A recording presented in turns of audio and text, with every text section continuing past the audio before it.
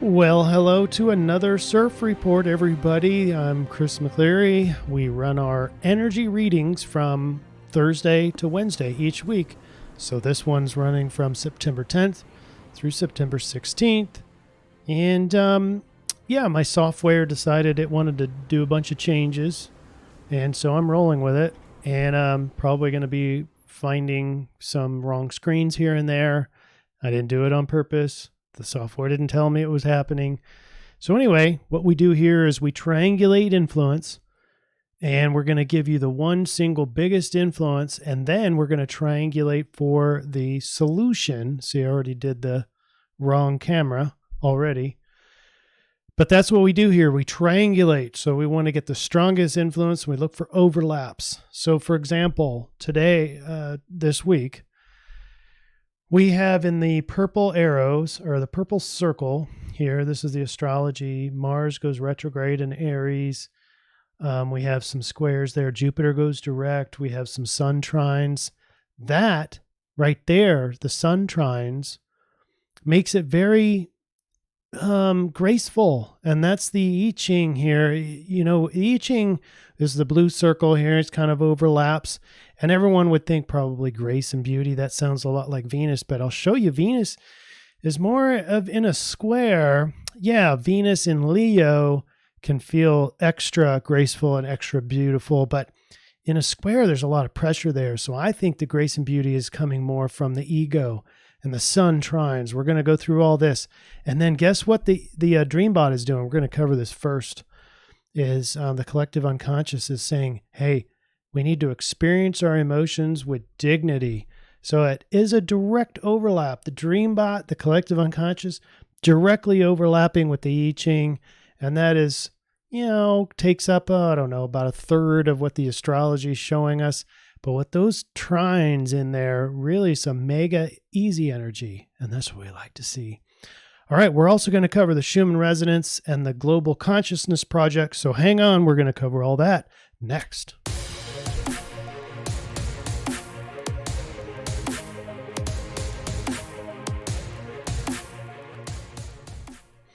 And if this is your first time to the CIRF reports, make sure you subscribe so that you get the future energy reports. We post these weekly.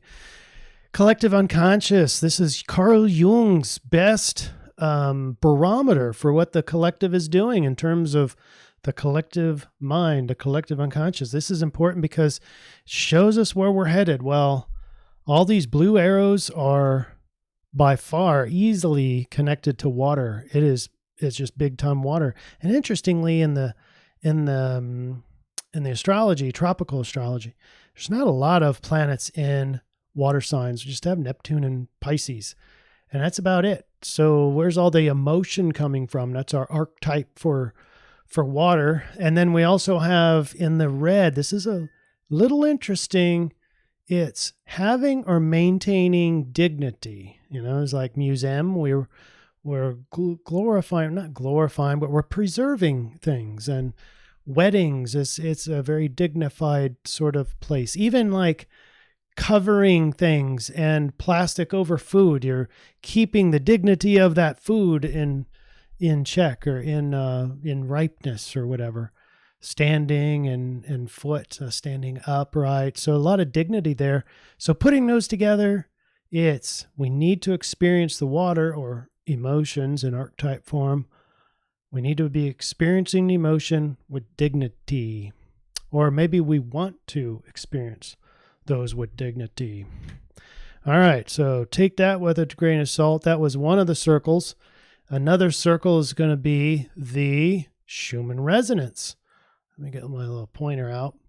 Now, as you can see, this is still in the experimental stages. We don't have a lot of evidence for what we're going to pull from these particular slides, the Schumann Resonance. But you can see the red is going down. The frequency is going down, and that one is in Canada.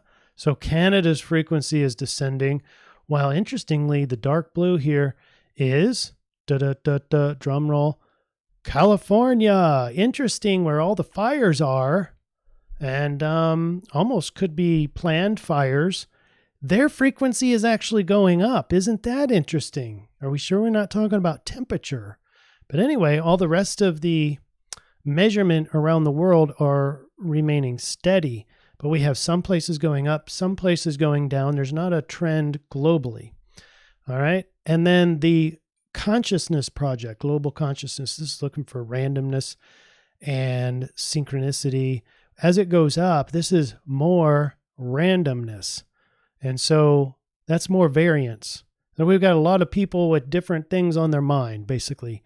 And so you put these together, you got different frequencies, some going up, some going down, and you have more variance. I'm guessing if we can extract anything from it, here's my guess. And it's just a guess because we don't have a lot of data points on this. It's a fairly new thing we're doing here.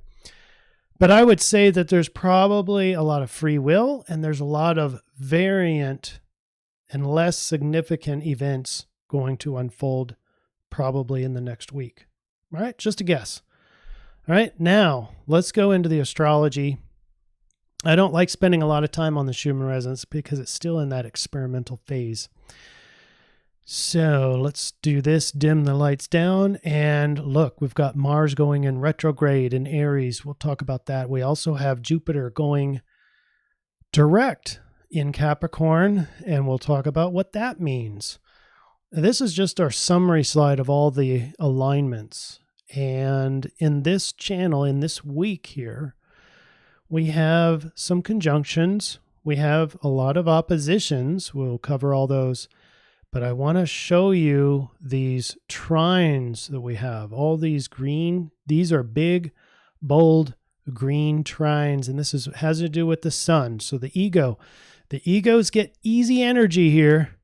And with the different planets, but you can't just say it's all different planets because they're all packed in there together. You know, Jupiter, Pluto, and Saturn in Capricorn. And so what is that combination together? It's looking like there's a wisdom piece there, optimism, that's the Jupiter. Then there's this death and rebirth portion and transformation, that's the Pluto. And then you've got the status quo together with Saturn and discipline and government and that sort of things, the way things have always been.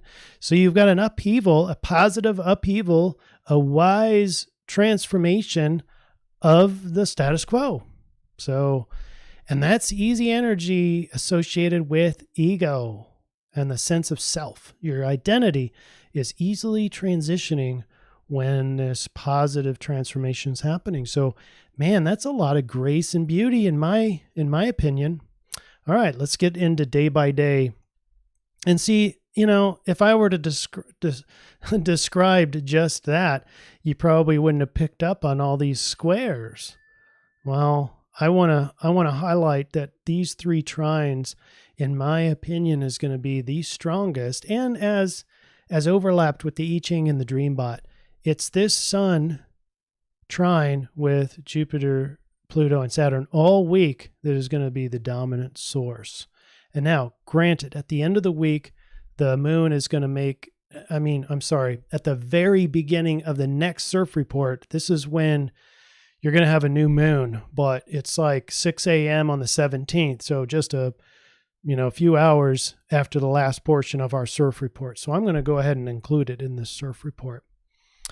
And that's going to be I'll describe all that later. Let's talk about Thursday and I don't want to spend a lot of time on this because of our overlaps, but emotionally, not very pleasant because at least on Thursday, the 10th, we have the moon in a T-square, the trap. And so Sun is trying to regain balance from the otherly world or the Neptune or the mystical portions of life and the fantasy, and started hard to parse out what's reality and what's dream.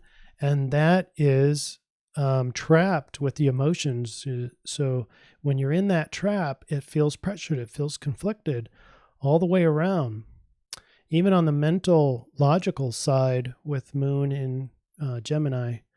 And so thoughts and communication could be disrupted or very emotional if you're in this trap. That's a sign that you're in that trap.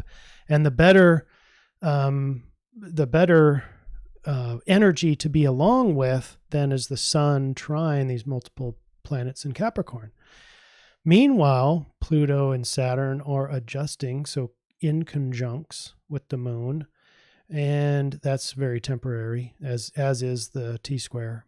But Mercury, this is kind of the best alignment it's got all week. So Mercury's got the in conjunct with Uranus, and so your thoughts surrounding beauty, harmony, Libra, equality, justice, those are adjusting to the changing times.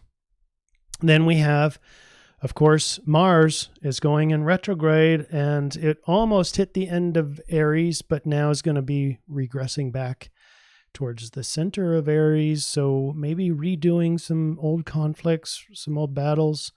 And meanwhile, it's pressured against this positive transformation of the status quo. So it's like we're battling that. We're resisting that, but the retrograde's bringing in kind of some past conflicts now.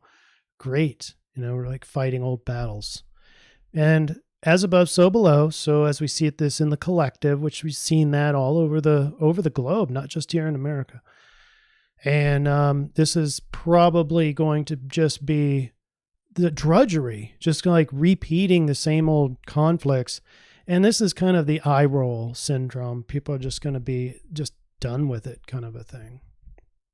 All right, so that's a lot of those alignments for the whole week, but that was for Thursday. And Friday, the 11th, September 11th, we still have that opposition with the Sun and Neptune. We have, starting with a sextile with Neptune in Pisces and Jupiter. So this team over here in Capricorn, there's an opportunity. There's an opportunity to have very wise dreams. There's an opportunity to explore in a mystical sense, to be very connected in a deeper sense with each other.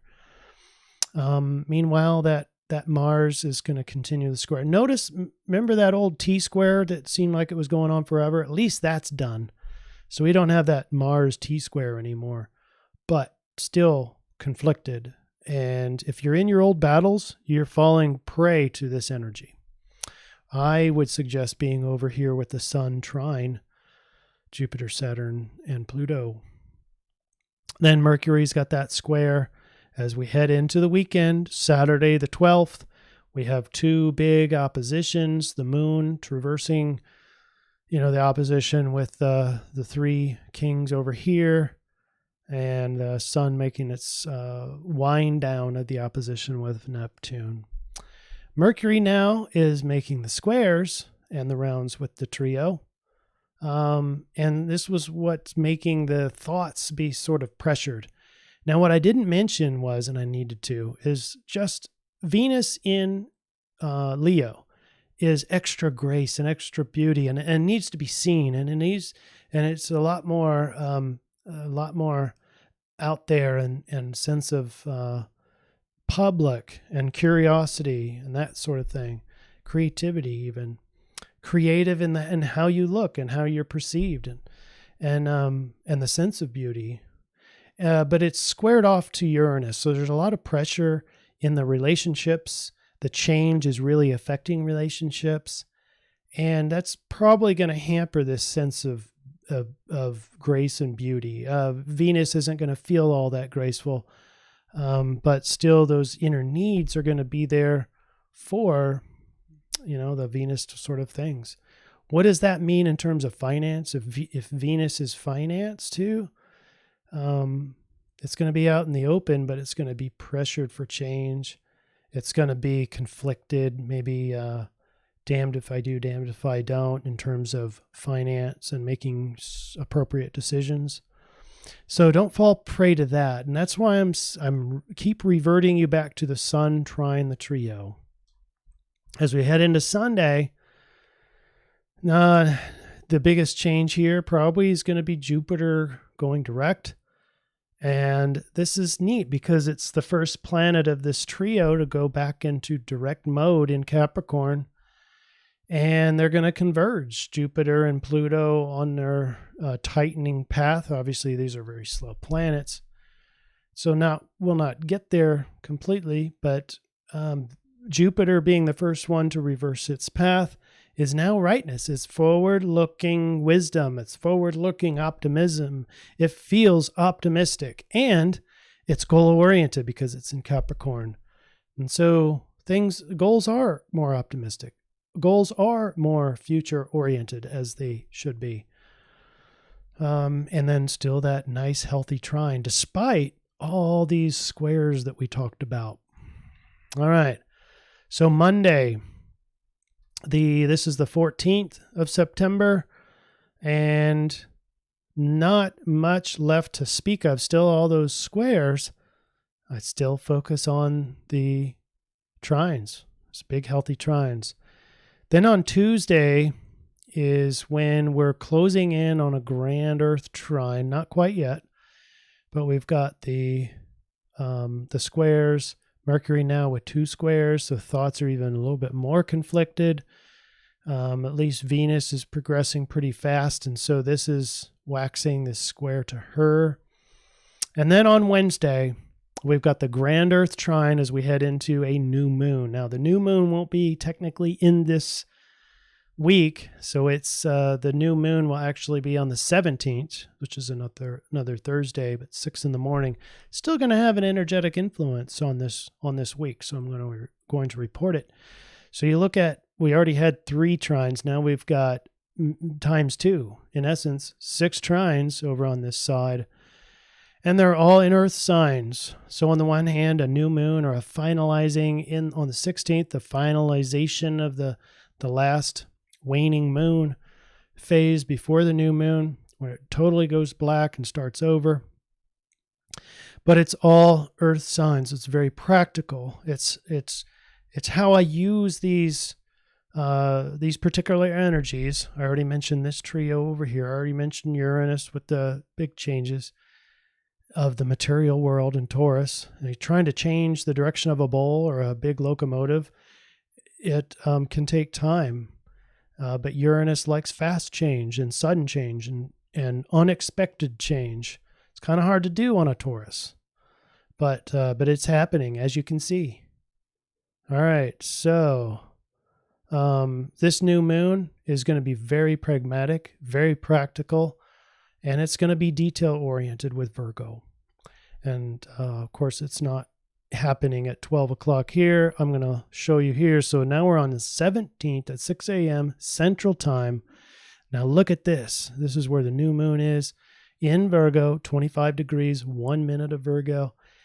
Part of fortune, shortly after this new moon, is going to be joining with this trio. So all together, it's a very fortunate material sense, very earthy, very grounded. It's in your 3D reality. It's a new moon, a new cycle in sense of details, sense of doing, and not bogged down in lists and gathering all those to-do items, but there is a sense of that, and that's a sense of urgency, not to get enslaved by your to-do lists and OCD-ish and rechecking everything, but it's checking everything twice, so you're not missing anything in this cycle in your 3D reality.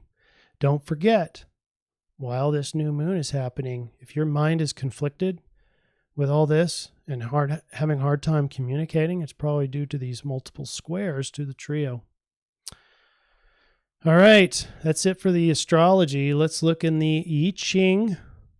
And for this one, we had no change lines, as you can see. No change lines here. We had a hexagram 22. So that means the influence of 22, hexagram 22, is the solution. So we're going to read it as such. This is both the influence and solution. 22, grace and beauty.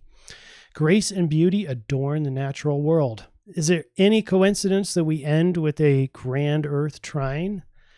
No coincidences here. Grace, neither in an all-powerful force nor an essential or fundamental thing. Grace brings artistic expression into the world and enhances the quality of our lives. Grace brings success in small matters. In the arts, grace arises out of adherence to form. The dancer becomes the choreographer of the dance, the musician giving life to the musical score, the painter becoming one of brush and canvas. Now, there does have a big element of Venus and Leo right in this statement, so that is definitely included here. It's when you're getting into relational disharmony, relational conflict, maybe catch-22s in finance. That's when you're kind of out of this energetic overlay. In human affairs, grace is aligned with mastery of aesthetic and cultural forms honed by time and honored of a tradition. Remember the museum from the collective unconscious? It's all interrelated. It's crazy how this works. Through appreciation of graceful forms in human culture, we apprehend the pure beauty of the ideal, of life raised above the struggle of survival. Take care to lend grace and dignity to small matters. That sounds like a new moon in Virgo. That sounds like a sun trine the trio. Small matters, while giving the weight of deep and careful consideration to matters of greater consequence. That sounds like Jupiter going direct. So it's all overlapped in here. And now, folks, it's time to get into the solution, further into the solution. We already read the I-Ching portion, grace and beauty. So what we do, I ruled out Venus. You could probably include that if you'd like. I wanted to simplify. I always like to simplify when I can. Sun is probably our major force here with the trines. So I plotted this on a tropical and then put it into the calculator. We get hexagram 47 and we get Leo. So just put that in our hat for later. Towards the end of the week with the new moon, it's actually in hexagram 6, but the sun spends its majority of time in hexagram 47. So that's why we chose 47. So what is 47? And by the way, the Rave Mandala is both the influence, it's the transition. So it's both the influence and the solution as well. And it says the gate of realizing, it's the abstraction. This gate is the gate of realization, but is not a comfortable process. It's a sensing circuit and abstract current that cannot be substantiated by facts. Remember Mercury's having some problems with its logic and some squares. This gate can create a lot of mental stress and anxiety. Let's see here. To realize which single clip out of the many makes sense is the potential of this gate of realization. It is no wonder that this is the gate of oppression. This is the ongoing process. The format of the sensing circuit is cyclic. The secret to handling such a process is also the secret to the entire circuit. Patience. That's the whole thing about this Rave Mandala 47. It's going to feel like oppression. It's going to feel like anxiety. It's going to feel like mental conflict. And so the answer, according to the Rave Mandala, is patience. And I only posted this because the sun progresses through all 6 of these lines in the Rave Mandala. Futility, the saint, repression, self-oppression, ambition, and taking stock. These are some of the subcomponents and the gates that you may feel like you're going through throughout the week. You can refer to this as we go. You're going to start with the 6 and you're going to end with taking stock. All right. It is time now for the final slide. So let's hear from our sponsor. We'll be back with the finale, the thing you've all been waiting for, the solution slide, up next.